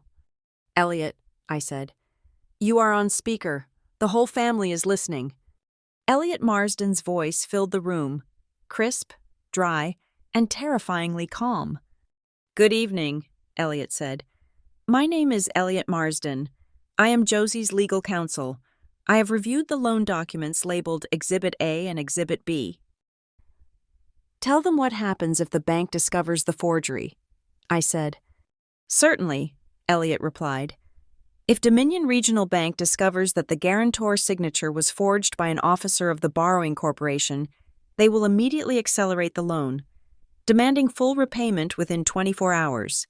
When that is not met, they will file a suspicious activity report with the Treasury Department. The FBI usually picks up these cases within a week." My mother let out a small, strangled whimper. Elliot continued. "For the signatory, that is you, Cole, the charges would include wire fraud, bank fraud, and aggravated identity theft. Federal sentencing guidelines for this amount of money usually result in a mandatory minimum of 4 to 6 years in a federal penitentiary. Furthermore, you will be permanently barred from serving as an officer or director of any public or private company." "And for the other directors?" I asked, looking at my father. "For the people who knew and said nothing?" "Conspiracy to commit fraud," Elliot said. "Assets seized. The house will be confiscated as proceeds of crime since the mortgage was paid with fraudulent funds. You will be homeless and facing indictment." The silence in the room was absolute. The clock on the mantel ticked loudly. Cole's face had lost its color. He wasn't looking at his phone anymore. He was looking at me with a mixture of fear and hatred. "You wouldn't," Cole whispered. "You wouldn't do that to your own brother." "You did it to me first," I said. "You put my name on a felony." "Thank you, Elliot," I said, and hung up the phone. I reached into my briefcase again. "Now that we have established the stakes," I said, "let's talk about why we are here. You think this happened because of bad luck. You think the market turned against you." I pulled out a yellowed, brittle document. It was a scan Marcy had sent me from the deepest archives of the company server. "This is Grandfather Elias's original corporate bylaws," I said. "The ones he wrote the year before he died." Dad stiffened. He knew what this was. "Page 12, Section 4, I read aloud. "Succession of the Chief Executive Officer. The transfer of controlling interest to a direct descendant is contingent upon a rigorous competency evaluation conducted by an independent board. If the primary candidate fails to meet the scoring threshold of 80%, control shall pass to the secondary candidate who demonstrates superior technical and financial aptitude." I looked at my father. "You hid this," I said. You locked it in the safe. You ignored the founder's explicit instructions because you wanted to play kingmaker. I thought it was outdated, Dad stammered. Elias was old. He didn't understand the modern business. He understood it better than you, I said. I slammed another paper down. And this, I said, my voice trembling slightly with the first hint of real emotion I had allowed myself to feel. This is the evaluation from 12 years ago, the one you ran and then buried. It was a scorecard. Candidate, Cole Rivera, score 42/100. Notes, lacks grasp of basic accounting, high risk of negligence. Candidate, Josephine Rivera, score 98/100. Notes, exceptional grasp of operations, natural leadership. I held it up so my mother could see it. You knew, I said to my father. You didn't just choose a son over a daughter. You chose a failing grade over a perfect score. You looked at the evidence that your son was going to crash this company, and you handed him the keys anyway because you couldn't bear the thought of a woman driving the truck. Dad sank onto the sofa next to Mom.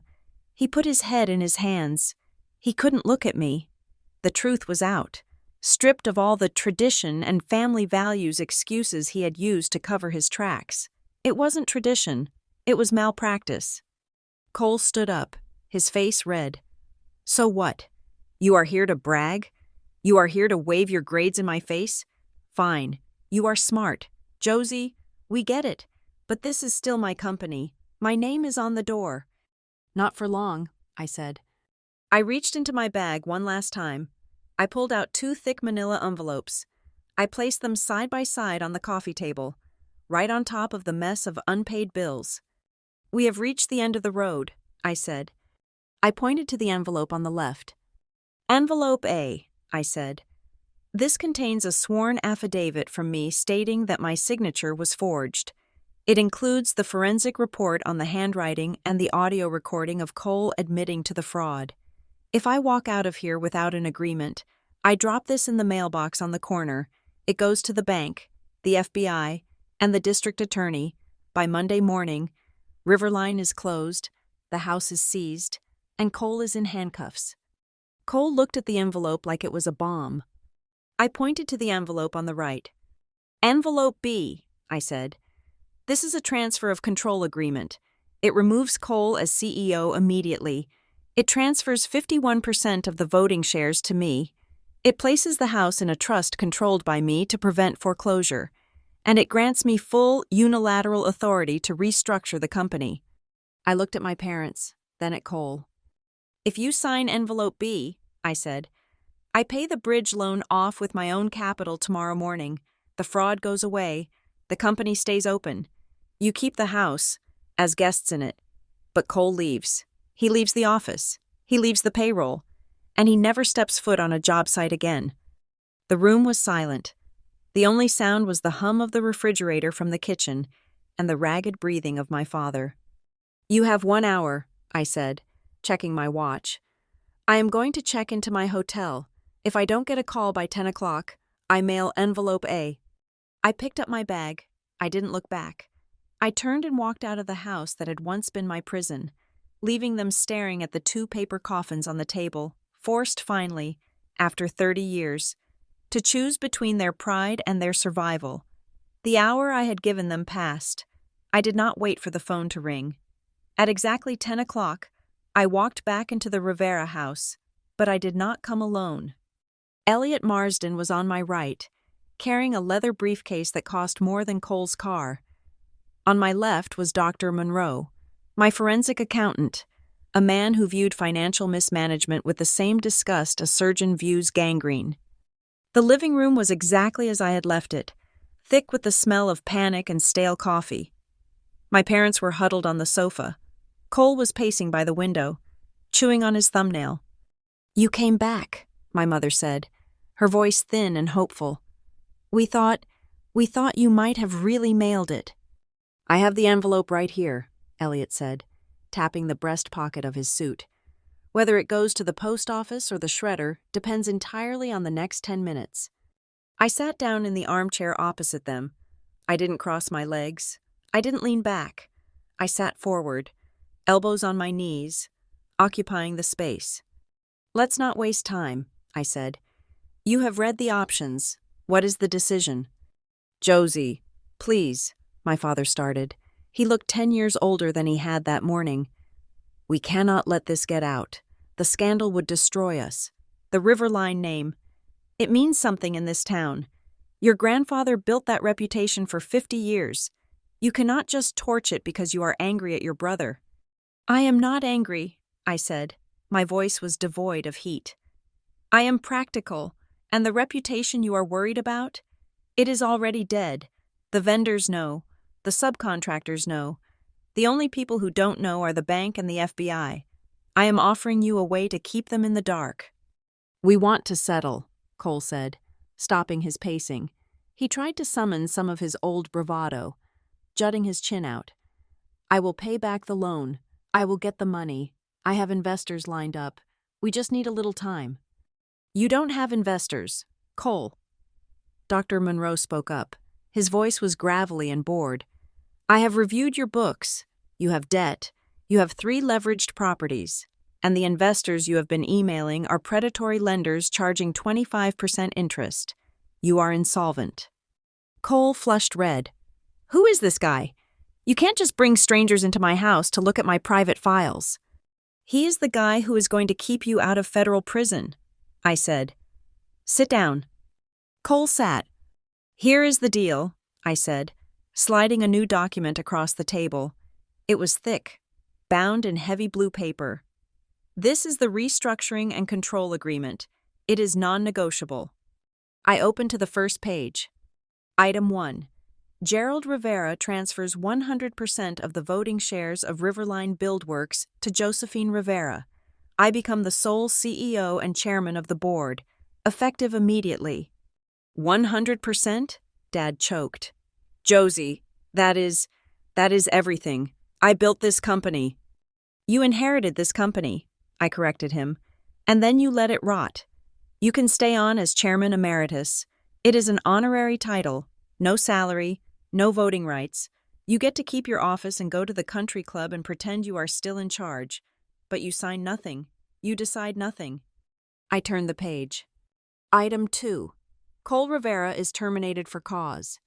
"No!" Cole shouted, jumping up again.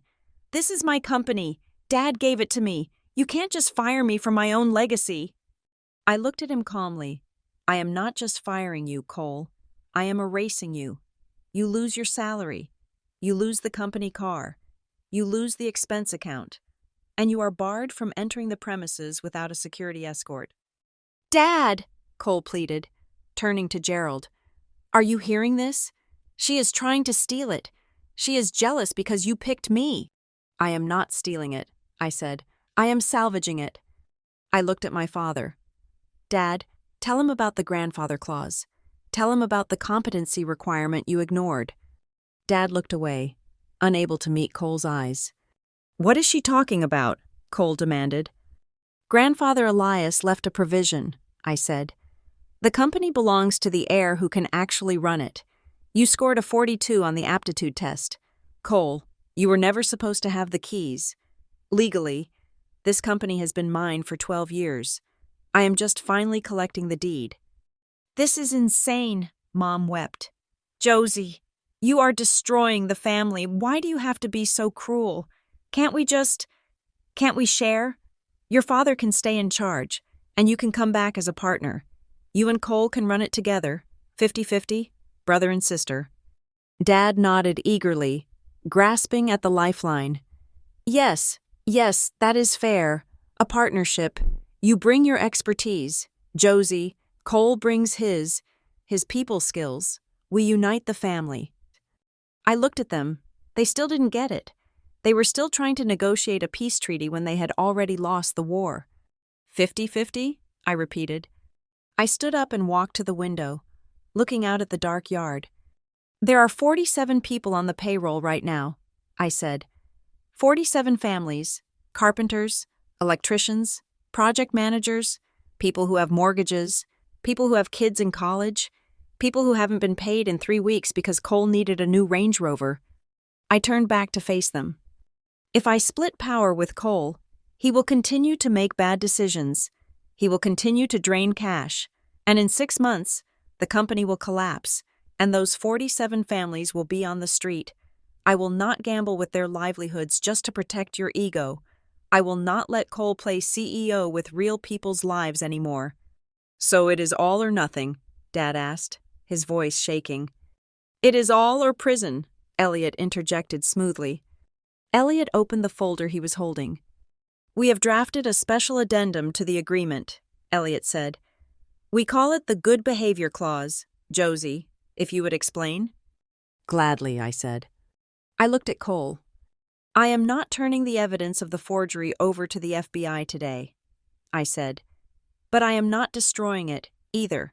It goes into a vault. If you ever try to sue me to regain control, if you ever try to borrow money in the company's name again, or if you ever speak to the press and try to damage the reputation of the firm I am rebuilding, the packet gets mailed."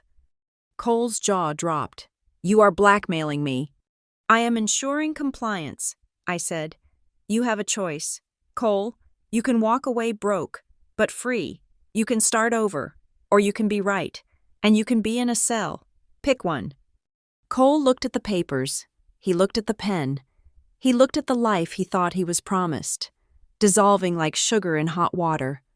"I hate you," he whispered. "I know," I said. "Sign the paper." Cole grabbed the pen. He signed his name with a violent, jagged scrawl. The real signature, not the fake one he had used to steal my identity. He threw the pen across the room and stormed out the back door, slamming it so hard the windows rattled. Now it was just my parents. "Gerald," Mom whispered, "we can't lose the house." "If you sign," I said to my father, "I pay the arrears on the mortgage tomorrow. You keep the house, but the title transfers to a trust. You have a life estate. You can live here until you die, but you can never borrow against it again. You can never risk it again." My father looked at the document. He looked at his hands, hands that had never really known hard labor, hands that had only known how to sign checks and shake hands. He looked up at me. For the first time in 32 years, he didn't look at me like a disappointment or a placeholder. He looked at me with fear, and underneath the fear, a grudging, reluctant respect. He realized that the shark he needed to save the company had been swimming in his own pool the whole time, and he had tried to turn it into a goldfish. "You have become hard, Josie," he said softly. "I had to be," I replied. "The concrete didn't set right the first time. I had to break it out." He picked up the pen Cole had thrown. He smoothed the paper, and he signed. "Gerald Rivera, former CEO." "It is done," Elliot said, collecting the papers instantly. "Dr. Monroe will remain here to secure the physical assets and change the locks on the office. I will file the transfer with the Secretary of State first thing in the morning." "Thank you, Elliot. Thank you, Monroe," I said. I picked up my bag. My mother was crying silently on the sofa. But I didn't go to her. I couldn't. If I softened now, if I let myself be the daughter again, I would lose the edge I needed to fix the mess they had made. "I will see you at the office on Monday." "Dad," I said, "don't be late. We have a staff meeting at 8. You will be introducing me." I walked out the back door, the same way Cole had gone. The night air was heavy with humidity. I walked across the lawn, the grass wet against my ankles. I stopped at the base of the great oak tree. I looked up. The tree fortress was still there, but time had not been kind to it. The electric blue paint was peeling in long, ugly strips. The rope ladder was frayed and broken, swinging uselessly in the breeze. One of the main support beams had rotted through, causing the whole structure to list dangerously to the left. It was a ruin. It was a monument to a spoiled child and a father who thought love meant giving someone a castle they hadn't earned. I reached out and touched the rough bark of the tree. "You were right, Grandfather," I whispered. "I was the only one who saw the cracks." I took a deep breath. The air smelled of rain and ozone. I wasn't just going to fix the cracks anymore. I was going to tear the whole thing down and build something that could actually weather the storm. And this time, the foundation wouldn't be built on a lie. I turned back toward the house, I had 47 families to save. I had a company to resurrect. And for the first time in my life, I didn't have to ask permission to do it. Monday morning at Riverline Buildworks smelled like stale coffee and impending doom. The office was quiet, but not the focused silence of productivity. It was the terrified silence of a crew waiting for the captain to announce the ship was sinking. I stood in the center of the open-plan bullpen, my father, stripped of his title but still wearing his suit like armor, stood silently in the back corner. 47 faces looked at me. Some were hopeful, but most were just tired. These were men and women who wore steel-toed boots and high-visibility vests, people who could smell a lie as easily as they could smell a gas leak. "I am not going to give you a motivational speech," I said, my voice carrying clearly across the room without a microphone. "I am not going to tell you we are a family because, frankly, that word has been used to excuse a lot of bad management in this building." I saw a few heads nod. "Here is the truth," I continued. "Riverline is broke. We have zero operating cash. We are 60 days past due with our key vendors. The bank has threatened to pull our line of credit. If we do nothing, the doors close on Friday, and nobody gets paid." A murmur of panic rippled through the room. I held up a hand. "However," I said, "I am not here to close the doors. I am here to keep them open, but it is going to be ugly for a few weeks. I have injected personal capital to cover the payroll that was missed last Friday. You will see those checks in your accounts by tomorrow morning." The tension in the room broke, replaced by a collective exhale that sounded like a tire deflating. "I am taking over as CEO effective immediately," I said. "My brother, Cole, is no longer with the company. We are stripping this operation down to the studs. If it does not make money, it goes. If it does not help us build, it goes. I am asking for 1 month of your trust. If I cannot turn the ship in 30 days, I will tell you to your faces, and I will make sure you get your severance before the bank gets a dime. Now, let's get to work." I walked straight to the executive suite. My first call was to Martin. Martin was a 60-year-old estimator who had been with the company for 2 decades before Cole fired him for being too negative about profit margins. I found him at home, gardening. "I need you back, Martin," I said. "I am retired, Josie," he grumbled, "and I swore I would never work for that boy again." "The boy is gone," I said. "It is just me, and I have a pile of bid documents that look like they were written in crayon. I need someone who knows the actual price of steel." He was at his desk by noon. Next, I brought Marcy back from the brink of a nervous breakdown. I moved her out of the cramped cubicle Cole had stuffed her into and put her right next to my office. "I want a forensic audit of every expense report from the last 2 years," I told her. "If Cole bought a pack of gum with company money, I want to know about it." Then came the purge. I walked the lot with a heavy-set man from a local dealership. We stood in front of the gleaming black Range Rover Cole had leased 6 months ago. The one with the custom leather seats and the heated steering wheel? "It is a lease takeover," I told the dealer. "Get it off my lot today. I don't care about the penalty fees. I want the monthly payment off the books." "It is a nice car," the dealer said, kicking the tires. "It is a $4,000 a month paperweight," I said. "Take it." I canceled the country club memberships. I canceled the season tickets to the Commanders games. I canceled the retainer for the brand consultant, who had been charging us $5,000 a month to run an Instagram account with 300 followers. By Wednesday, I had scraped together enough liquidity to make a partial payment to our concrete supplier, enough to get the trucks rolling again for the West End project. But the real dragon was still waiting in the cave. Dominion Regional Bank. I walked into the bank on Thursday morning. I was wearing my sharpest suit, flanked by Elliot and Dr. Monroe. We were led into a conference room where a man named Mr. Vance was waiting. He looked like he ate distressed companies for breakfast. "Ms. Rivera," Vance said, not standing up to shake my hand. "We were preparing the foreclosure notice for the collateral property this morning. You are wasting your time."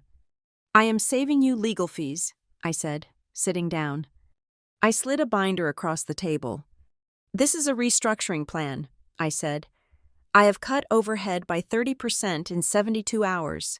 I have secured bridge financing from my own equity to cover immediate payroll. And I have a track record.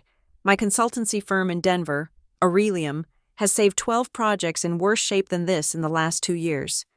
Vance looked at the binder skeptically. Aurelium? That is you? That is me, I said. I fix broken things. Mr. Vance, that is what I do. My brother broke this. I am fixing it. The loan covenants are shattered, Vance said. We have lost confidence in the management.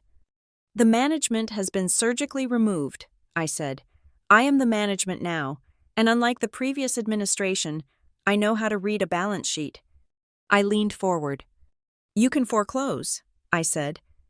You can take the house. It will sit on the market for 6 months. You will get maybe 60 cents on the dollar after auction fees. Or you can give me 3 months of interest-only payments. You let me finish the 3 active projects we have. We get paid upon completion, and I pay down the principal by 20% in 90 days. Vance looked at me. He looked at the binder. He looked at Elliot, who smiled his shark-like smile. 3 months, Vance said finally. But if you miss a single payment by 1 hour, I take the keys to the house and the trucks. Deal, I said. I walked out of the bank feeling like I had just defused a bomb with a pair of rusty pliers.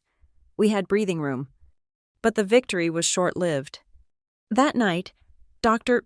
Monroe was still in the conference room at Riverline, surrounded by boxes of files. He looked exhausted. He had been digging through the email archives Cole had tried to delete. Josie, Monroe called out as I walked past. You need to see this. There was something in his voice, a tone of disgust that stopped me in my tracks. I walked over. He turned his laptop screen toward me. I was tracing the communication logs with a company called Crown Vista Holdings, Monroe said. Do you know them? I know them, I said, feeling a chill. They are a massive conglomerate. They buy regional construction firms, strip their assets, fire the senior staff to cut costs, and turn them into satellite offices for cheap labor. Well, Monroe said, it looks like your brother has been talking to them for 6 months. I began to read the email chain. From Cole Rivera to J. Staggs, VP of Acquisitions, Crown Vista. Subject, Re-valuation proposal. Mr. Staggs, I think we are close to a deal. I can get the old man to sign off on the sale price of $4 million. I know the assets are worth 6, but we need to move fast before the end of the fiscal year. Regarding my position, I accept the terms of the legacy advisor role. The $200,000 annual consulting fee for 3 years is acceptable, provided I am not required to have daily operational duties. I think it is best if we clear out the current project management staff post-acquisition to streamline costs. Most of them are too old-fashioned anyway. I read it again. The words blurred on the screen. $4 million. The company's assets, the land, the equipment, the contracts, were worth at least $7 million. Even in this state, Cole was willing to sell the family legacy for 60 cents on the dollar. Clear out the current project management staff. That meant Martin. That meant the site supers. That meant the 47 families I had just promised to protect. And the kicker, legacy advisor. He was selling his parents' house, his employees' jobs, and his family's name, all so he could sit in a sterile office somewhere collecting a check for doing absolutely nothing. He was going to sell us out, I whispered. He wasn't just incompetent, Monroe. He was a traitor. If you hadn't come back this week, Monroe said, tapping the date on the last email, he would have signed the letter of intent next Tuesday. I felt a cold fury settle in my stomach. It was heavier than the anger I felt about the forgery. The forgery was desperation. This was malice. This was a calculated decision to sacrifice everyone else to save his own lifestyle. If Crown Vista buys Riverline, I said, thinking aloud, they will liquidate the inventory. They will fire 70% of the staff. My parents will be left with a fraction of what the company is worth, which the bank will take to cover the debts Cole ran up. They would be left with nothing. And Cole would be driving a new Porsche, Monroe added. I stood up and walked to the whiteboard where I had sketched out the recovery plan. I erased the word restructure. "We need a new plan," I said. "What do you mean?" Monroe asked. "Crown Vista is a shark," I said, "but Aurelium is a killer whale." I grabbed a marker. "We cannot just fix Riverline," I said, "because as long as Riverline exists as a distressed entity, vultures like Crown Vista will circle, and Cole might still find a legal loophole to force a sale if Dad gets weak." I drew 2 circles. One said Riverline, one said Aurelium. "I am going to have Aurelium buy the assets of Riverline," I said. Monroe's eyebrows shot up. "An acquisition? That is complicated. You would be buying your own family's debt." "No," I said. "Aurelium buys the assets, the contracts, the equipment, the brand name. We buy them at fair market value. The money from the sale goes into Riverline, which pays off the bank and the vendors. Riverline then dissolves as a corporate entity." "And the employees?" "Aurelium hires them," I said. "All of them. We create a new division, Aurelium Riverline Construction. We keep the history, but we cut the cancer." "It blocks Crown Vista." Monroe nodded, seeing the logic. "They can't buy a company that has no assets." "Exactly," I said.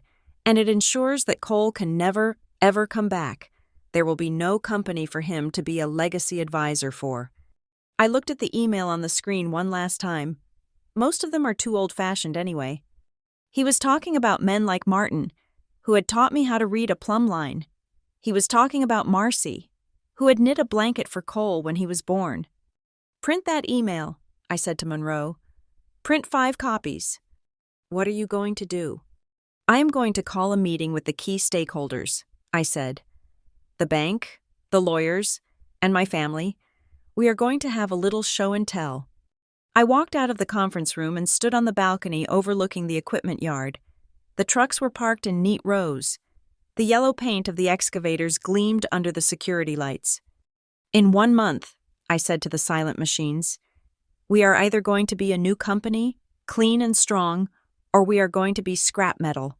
But I swear to God, if we go down fighting. I will not let anyone be sold for parts." I took out my phone and texted Elliot. "Prepare an asset purchase agreement. Aurelium is buying Riverline, and set up a meeting with Crown Vista. I want to look them in the eye when I tell them the store is closed." The 30th day arrived with the precision of a guillotine blade. The conference room at Riverline Buildworks had seen better days. The carpet was worn, and the mahogany table bore the rings of countless coffee cups, scars of decades of deals made and lost. But today, the air inside was pressurized enough to crack the glass walls. On one side sat Mr. Staggs, the vice president of acquisitions for Crown Vista Holdings. He wore a suit that cost more than my first year's salary and had a smile that did not reach his eyes. Next to him, surprisingly, sat Cole. Despite signing his resignation letter a month ago, he had been brought in by Staggs as a consultant for the transition. He looked smug, like a man who had found a loophole in a death sentence. On the other side sat my parents. My father, Gerald, looked frail. My mother, Linda, gripped his hand so hard her knuckles were white. At the head of the table sat Mr. Vance from Dominion Regional Bank, looking at his watch. And then there was me. I sat alone, flanked only by my projection screen and a stack of files. "Let us begin," Mr. Vance said. "The bank requires a resolution today. Either the debt is restructured to our satisfaction, or we initiate foreclosure proceedings on the collateral assets immediately." Mr. Staggs stood up. He buttoned his jacket with a flourish. "Crown Vista is prepared to offer a lifeline," Staggs said, his voice smooth and oily. "We are offering $4.2 million for all assets of Riverline Buildworks. We will assume the bank debt.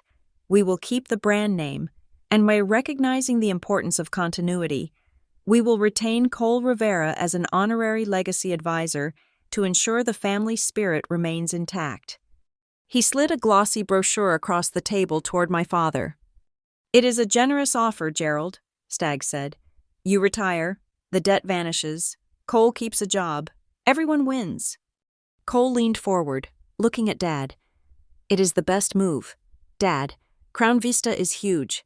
They can absorb the costs. We get to walk away clean. My father looked at the brochure. I could see the temptation in his eyes. It was an escape hatch. It was a way to save face. However, Staggs added, glancing at me with disdain, this offer is contingent on the removal of the current interim CEO and a complete restructuring of the project management staff to align with Crown Vista's efficiency models. Efficiency models, I repeated, speaking for the first time. That is corporate speak for firing everyone over the age of 40. It is business, Miss Rivera, Staggs shrugged. We are offering a solution. You are offering sentimentality. Mr.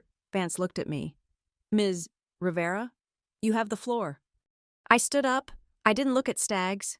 I looked at my father.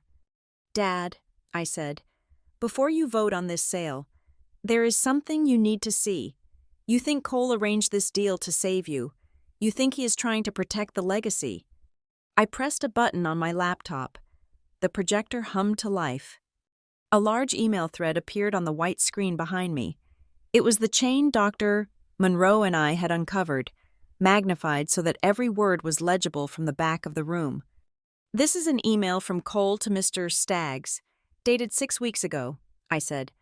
I read the highlighted text aloud, my voice steady.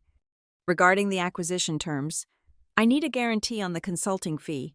I cannot be tied to the daily operations. I want the cash out.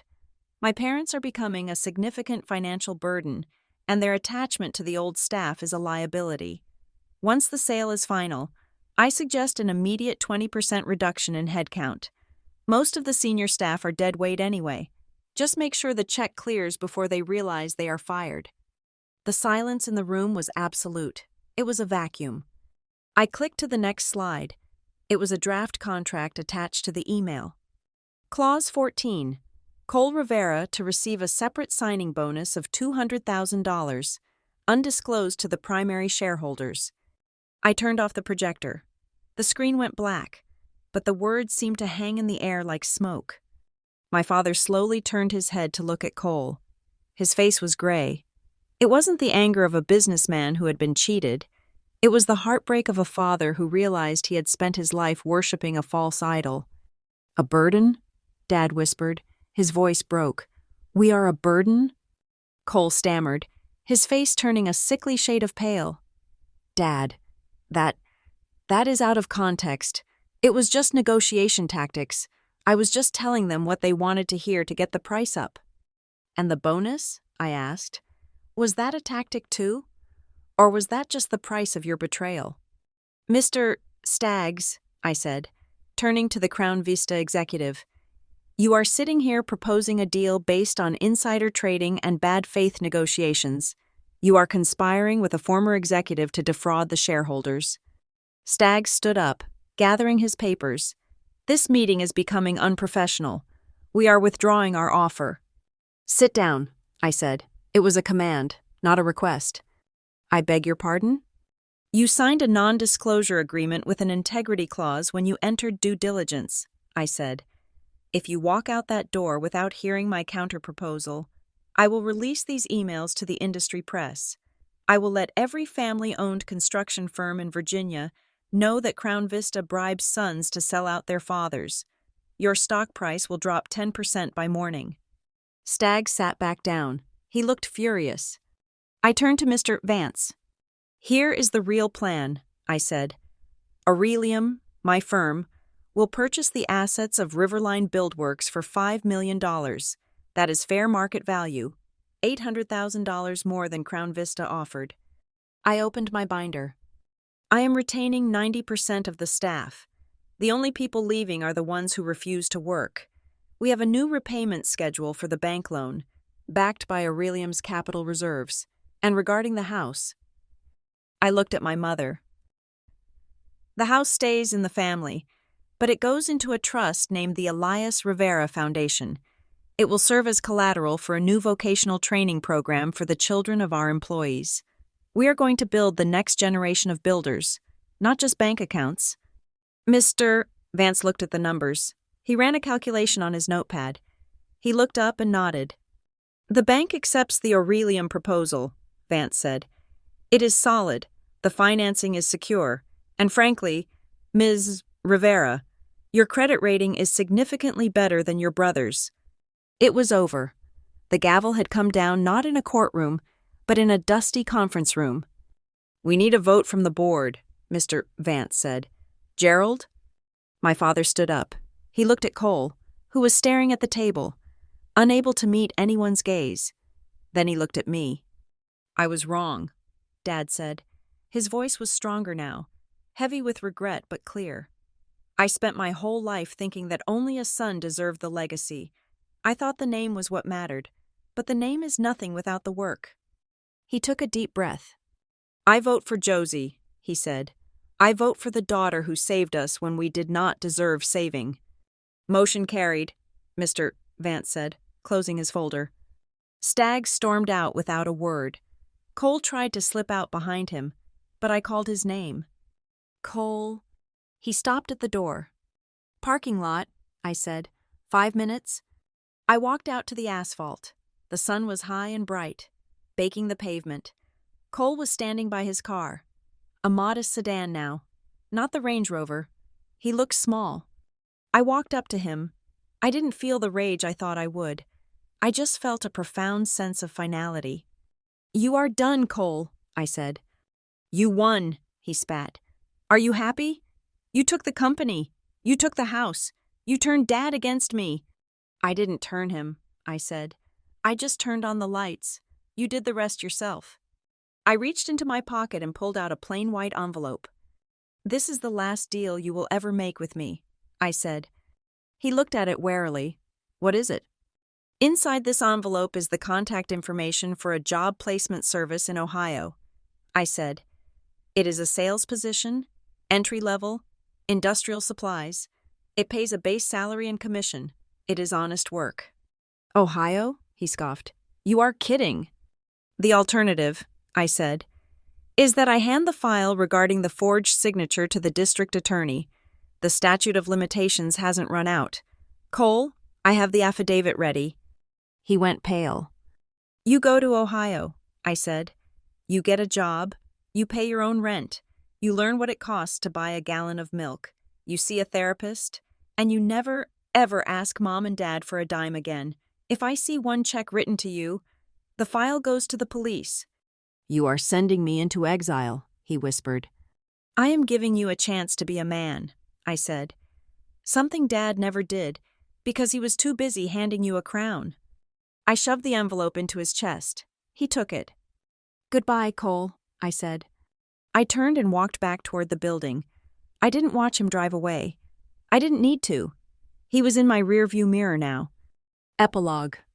1 week later, I was back in my office in Denver. The wall behind my desk had changed. Next to the map of Colorado, there was now a map of Virginia. A red string connected Aurelium's headquarters to the new division in Richmond. My phone pinged. It was an email from Martin. "Project status update. West End is back on schedule. The crew says thanks for the overtime pay." I smiled. I opened a folder on my laptop labeled The Past. Inside, there was one file left. The audio recording from that dinner 2 years ago. I put on my headphones and pressed play one last time. "Your brother deserves it. The house, the money, the company family." The voice didn't sting anymore. It sounded like a ghost story, a tale from a time that no longer existed. I realized then that revenge wasn't about watching them suffer. That was just a byproduct. Revenge was about proving that their definition of my worth was wrong. They thought I was a supporting character. They didn't know I was the author. I moved the cursor to the trash icon. "I don't need this anymore," I said to the empty room. "The story is mine now, and from now on, I decide who deserves what." I clicked delete. The file vanished. I closed the laptop, stood up, and looked out at the mountains. The sun was setting, painting the sky in gold and violet. It was a beautiful view, and I had built it myself. Thank you so much for listening to this story. I hope you enjoyed Josie's journey from being the overlooked daughter to the architect of her own justice. I would love to know where you are tuning in from today. Are you listening while driving to work, cooking dinner, or relaxing before bed? Please leave a comment below and share your location and your thoughts on whether you think Cole got what he deserved. If you enjoyed this story, please make sure to subscribe to the Lila Revenge Stories channel. Hit that like button to support the video, and if you really want to help these stories reach more people, please press the hype button. Your support means the world to me. See you in the next story.